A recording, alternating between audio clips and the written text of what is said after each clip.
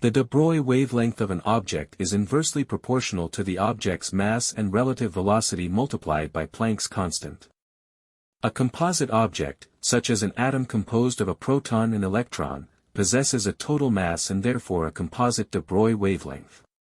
Mass is simply additive, although the relation for combining de Broglie wavelengths does not seem to have been stated anywhere in the literature. In this paper, we derive the relation for combining the de Broglie wavelengths of an object's component parts into the composite de Broglie wavelength of the object as a whole. In so doing, we discover an interesting fact concerning de Broglie waves, that they do not undergo ordinary wave interference.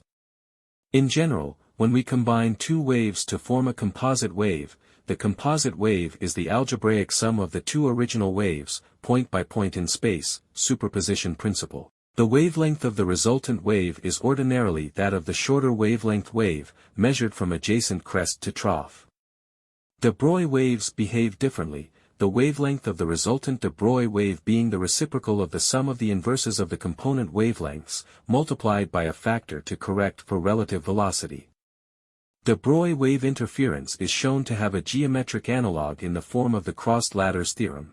The macroscopic conservation of mass is partly accounted for, in particular its additivity, by interpreting the reciprocal sum formula for the resultant wavelength as the truest value. For access to the full article, visit the link in the video description.